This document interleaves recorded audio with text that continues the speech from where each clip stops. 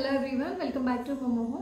ఈరోజు వీడియో ఏంటంటే, నేను లాస్ట్ టైం ఒక 2 కిలో మురుకులు ఆర్డర్ వచ్చాయని చెప్పి ఒక వీడియో చేశాను. ఆ వీడియో కింద చాలామంది కామెంట్ చేశారు, మీకులా ఫుడ్ బిజినెస్ స్టార్ట్ చేయాలంటే ఏం చేయాలండి అని చెప్పి కొన్ని కామెంట్స్ అయితే వచ్చాయి. ఆ కామెంట్స్కి ఇప్పుడు నేను ఆన్సర్ చేస్తున్నాను.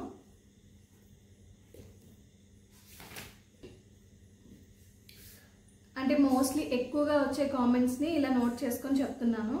మీరు ఫుడ్ బిజినెస్ ఎలా స్టార్ట్ చేశారని చెప్పి చాలామంది కామెంట్ చేశారు. అండ్ ఫస్ట్ పాయింట్ అది. సెకండ్ పాయింట్ వచ్చేసి మనం పెట్టే ఐటమ్స్కి ఎలా ఛార్జ్ ఫిక్స్ చేయాలి అని అడుగుతున్నారు. ఇంకా థర్డ్ పాయింట్, మేము ఫుడ్ బిజినెస్ స్టార్ట్ చేసాము కానీ ఆర్డర్స్ రావడం లేదండి, దానికి ఏం చేయాలి అని అడిగారు. అండ్ ఫోర్త్ పాయింట్ వచ్చేసి ఐటమ్స్ మెనూ ఎలా ప్రిపేర్ చేసుకోవాలి అని అడిగారు. అండ్ ఫిఫ్త్ వచ్చేసి ఆర్డర్స్ని ఎలా తీసుకోవాలి, వాట్సాప్లో తీసుకోవాలా, ఆన్ కాల్ తీసుకోవాలి అంటే ఫోన్ కాల్స్లో తీసుకోవాలని చెప్పి అడిగారు. సో వీటన్నిటికీ ఇప్పుడు నేను చెప్తాను. బేసికల్గా నాది చాలా చిన్న బిజినెస్ అండి, నాది పెద్ద బిజినెస్ అయితే కాదు. చిన్న బిజినెస్ స్టార్ట్ చేసే వాళ్ళకి అయితే పెద్ద పెద్ద ప్రాసెస్లు ఏమి ఉండవు. ఇంకా ఫస్ట్ పాయింట్ వచ్చేసి, నేను పాయింట్స్ మర్చిపోతానని చెప్పి ఇలా బుక్లో నోట్ చేసుకున్నాను. ఫస్ట్ పాయింట్ వచ్చేసి, మీరు ఫుడ్ బిజినెస్ ఎలా స్టార్ట్ చేశారు అని అడిగారు. బేసికల్గా నేను ఫస్ట్ ఒడిస్సాలో ఉండేదాన్ని. అప్పుడు నాకు ఈ థాట్ అయితే అసలు కంప్లీట్గా లేదు. ఇఫ్ ఇన్కేస్ ఉన్నా కానీ నేను చేయలేకపోతుండే, ఎందుకంటే నాకు చిన్న పాప ఉంది. సో నేను వన్స్ ఛత్తీస్గఢ్కి ట్రాన్స్ఫర్ అయ్యి ఇక్కడికి వచ్చిన తర్వాత ఇంట్లో ఖాళీగా ఉండడం నచ్చట్లేదు. పర్టికులర్గా ఒక టైం వచ్చేసి మా యానివర్సరీ టైంకి మా హస్బెండ్కి ఏదైనా గిఫ్ట్ ఇవ్వాలి అన్న థాట్ వచ్చి, అందులో తనకి ఫినాన్షియల్గా సపోర్ట్ చేసేలాగా ఏదైనా చేస్తే బెటర్ అనిపించి నేను ఈ డిసిషన్ తీసుకున్నాను. సో అప్పుడు నేను ఫుడ్ బిజినెస్ అంటే పాప ఉంటుండగా నేను బయటకు వెళ్ళి వర్క్ చేయలేను. సో అలా అని చెప్పేసి పాపని ఎక్కడ ఇచ్చి చేసుకునే ఛాన్స్ కూడా లేదు. అందుకని చెప్పేసి ఇంట్లో ఉండి ఏం చేయగలను అని చెప్పి ఆలోచిస్తే ఫుడ్ బిజినెస్ అయితే చేయగలను అని చెప్పి అనిపించింది. సో వెంటనే ఈ థాట్ ఏదైతే ఉందో మా హస్బెండ్కి చెప్పాను. హస్బెండ్ అయితే వెంటనే యాక్సెప్ట్ చేశారు. నువ్వు చేయగలిగి నీకు ఓపిక ఉంటే నువ్వేమైనా చెయ్యి, తప్పలేదని చెప్పి ఎంకరేజ్ చేశారు. కానీ చాలామంది ఉంటారు కదా, ఫుడ్ బిజినెస్ ఏం చేస్తావు, నా కొలీగ్స్ వాళ్ళు వింటే బాగోదు, కొంచెం చీప్గా ఉంటుంది అని చాలామంది అవాయిడ్ చేస్తారు.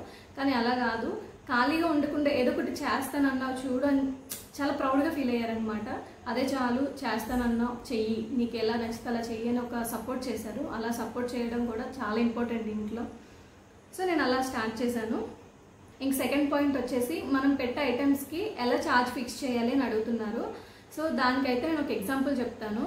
ఇప్పుడు నేను మురుకులు చేస్తున్నాను కదా, అవి దానికి ఐటమ్స్ అంటే ఇంగ్రీడియంట్స్ ఏమేమి పడుతున్నాయి అంటే వరిపిండి ఎంత కాస్ట్ పడుతుంది, కేజీకి వరిపిండి ఎంత కాస్ట్ పడుతుంది, అండ్ దాంట్లో ఏవేవైతే ఇంక్లూడ్ చేస్తున్నామో ఇంగ్రీడియంట్స్, వామ్ అని, నువ్వులని చెప్పి, నెయ్యి అని చెప్పి ఏవేవైతే ఇంక్లూడ్ చేస్తామో వాటన్నిటి కాస్ట్ని వేసుకొని, అండ్ దాంతోపాటు మనం ఎంత టైం అయితే దానికి ఇన్వెస్ట్ చేస్తున్నామో చేయడానికి అది కూడా చూసుకోవాలి. అంటే గ్యాస్ అన్నీ కలుపుకొని మనం అమౌంట్ వేసుకోవాలి.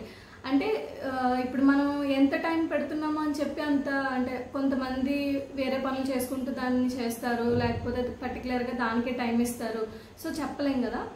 ఇప్పుడు ఫర్ ఎగ్జాంపుల్ నాకైతే 350 రూపీస్ అవుతుంది.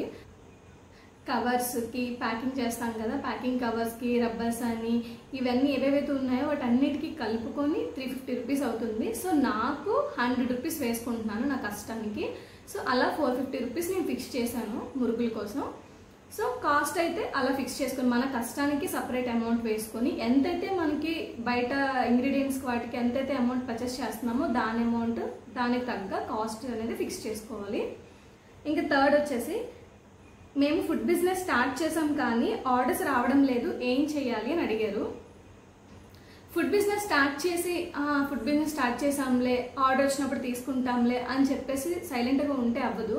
ఫుడ్ బిజినెస్ స్టార్ట్ చేయడమే కాదు, దాన్ని ఎలా ఫాలోఅప్ చేయించాలంటే బయట వాళ్ళకి ఎలా తెలియాలి. అయితే మన సరౌండింగ్స్ ఎవరైతే ఉంటారో వాళ్ళకి చెప్పాలి, మేము ఇలా ఫుడ్ బిజినెస్ స్టార్ట్ చేసాము. సో కొంచెం మీ సరౌండింగ్స్ ఉన్న వాళ్ళకి, మీ కొలీగ్స్ అని, మీ నైబర్స్ అని కొంచెం చెప్పండి. ఎవరికైనా ఏమైనా కావాలంటే కొంచెం మేము మా దగ్గర దొరుకుతున్నాయని చెప్పి ఒక విషయం చెప్పండి అని అందరికీ చెప్పాలి. అట్ ది సేమ్ టైం మనం కూడా స్టేటస్ పెట్టడం ఇలాంటివి చేయాలి. ఇవి చిన్న బిజినెస్ కాబట్టి ఇక్కడితో సరిపోతుంది.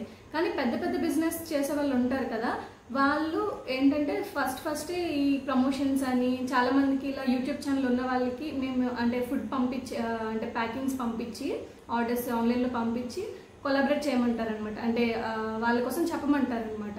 సో అలా చేసినా కానీ అది పెద్ద బిజినెస్కి వర్కౌట్ అవుతుంది. మనం చిన్న చిన్నగా ఇంట్లో ఉండి టైం పాస్కి చేసే వాళ్ళకైతే ఇలా చేస్తే సరిపోతుంది.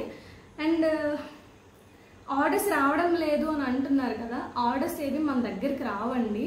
ఇప్పుడు బేసికల్గా ఒక ఆర్డర్ మన దగ్గరికి వచ్చింది, ఒక ఆర్డర్ మనకు వచ్చింది అంటే దాన్ని మళ్ళీ సెకండ్ టైం మన దగ్గరికి ఎలా రావాలి అన్నట్టుగా మనం ప్రిపేర్ చేయాలి. చాలా వరకు ఏంటంటే ఆర్డర్స్ రావాలి అనుకుంటాం కానీ దానికి తగ్గ ప్రయత్నం ఎవరు చేయరు. స్టార్టింగ్ కొన్ని శాంపిల్స్ అంటే మనం టేస్ట్ అంటే ఎలా చేస్తున్నాము, బాగా చేస్తున్నామా లేదా అంటే వాళ్ళ టేస్ట్ బాగుంటుందని నమ్మకంతో ఆర్డర్ ఇచ్చేవాళ్ళు కొంతమంది, టేస్ట్ ఎలా ఉంటుందో తెలీదు, ఆర్డర్ ఇచ్చిన తర్వాత బాగుంటుందో బాగోదో అని చెప్పి కొంతమంది ఆర్డరే ఇవ్వరు. సో అలాంటప్పుడు ఏంటంటే కొన్ని శాంపిల్స్కి కొన్ని చేసేసి ఇదిగోండి మేము ఇది చేసాము, మీకు టేస్ట్ నచ్చితే ఆర్డర్ ఇవ్వండి అని చెప్పేసి కొన్ని శాంపిల్స్ ఇస్తే ఆటోమేటిక్గా మనకి వాళ్ళకి టేస్ట్ నచ్చితే ఆర్డర్ ఇస్తారు. సో 4th పాయింట్ వచ్చేసి ఐటమ్స్ మెనూ ఎలా ప్రిపేర్ చేసుకోవాలి. ఐటమ్స్ మెనూ అంటే అండి మనకి ఏం వస్తే దాన్నే మనం మెనూలో యాడ్ చేసుకుంటాం. ఫర్ ఎగ్జాంపుల్ నేను స్టార్టింగ్ ఓన్లీ పీనట్ చెక్కి, మురుకులు, అరిసెలు, పొంగడాలు ఇలా ఆంధ్ర స్టైల్ ఫుడ్ ఏదైతే ఉంటుందో నాకు వచ్చినవన్నీ నేను ప్రిపేర్ చేసి పెట్టుకున్నాను. కొబ్బరి లడ్డు ఇలాంటివన్నీ. ఇప్పుడు ఐటమ్స్ మెనూ ఫిక్స్ చేయడమే కాదు, ఆ మెనూలో ఉన్న ఐటమ్స్ కూడా అంతే టేస్టీగా ప్రిపేర్ చేసి ఇవ్వడం అనేది చాలా ఇంపార్టెంట్. ఎందుకంటే మనం ఎంత టేస్టీగా ప్రిపేర్ చేసిస్తే మళ్ళీ మన దగ్గరికి ఆర్డర్స్ అంత ఎక్కువగా వస్తూ ఉంటాయి. నాకు స్టార్టింగ్ అయితే పెట్టిన 1 మంత్ మహా అయితే ఒక 10 to 12 ఆర్డర్స్ వచ్చాయి అంతే. తర్వాత అసలు ఆ మంత్లో ఇంకా ఆర్డర్స్ లేవు. తెలిసిన వాళ్ళు సర్కిల్ ఏదైతే సరౌండింగ్స్ ఉన్న వాళ్ళు వాళ్ళే ఇచ్చారు. ఇంకా తర్వాత వాళ్ళ నుంచి ఒకళ్ళు తిని ఇంకొకళ్ళు అంటే బాగుందని చెప్పి అలా కొంచెం మౌత్కి వెళ్ళి అలా ఆర్డర్స్ రావడం స్టార్ట్ అయ్యాయి. ఇంకా 5th పాయింట్ వచ్చేసి ఆర్డర్స్ ఎలా తీసుకోవాలి, వాట్సాప్నా లేకపోతే ఫోన్ కాలా అని చెప్పేసి అడుగుతున్నారు. అది మీ ఇష్టం అండి. వాట్సాప్ ఫోన్ కాల్ మాట్లాడి తీసుకునే అంటే ఛాన్స్ ఉంటే ఫోన్ కాల్లోనే తీసుకోండి, ఎందుకంటే క్లియర్గా ఉంటుంది. వాట్సాప్ అయితే చాటింగ్ కొంతమందికి అర్థమవుతుంది, కొంతమందికి అర్థం కాదు అండ్ కొంచెం క్లమ్జీగా ఉంటుంది. అదే ఫోన్ చేశారనుకోండి కొంచెం క్లియర్గా మాట్లాడవచ్చు, ఏం కావాలి, ఏమేమి కావాలి అంటే ఏ టైంకి కావాలి, కొంచెం క్లియర్గా మాట్లాడడానికి బాగుంటుంది. నేనైతే నాది లోకల్ కాబట్టి, ఆన్లైన్ బిజినెస్ అయితే కాదు నాది, లోకల్ కాబట్టి కాల్ చేసి చెప్తారు అంటే మాకు పలానా ఐటెం కావాలి, అది పలానా డేట్కి కావాలి అని చెప్పి ఒక 2 days 3 days బిఫోర్ కాల్ చేసి నాకు చెప్తారు. నేను ఆ టైంకి చేసేసి ఉంచేస్తే వాళ్ళు వచ్చి పిక్ చేసేసుకుంటారనమాట. సో అదండి, మీకు డౌట్స్ అయితే క్లియర్ అయ్యాయి అనుకుంటున్నాను. నేనైతే ఇలానే చేస్తాను.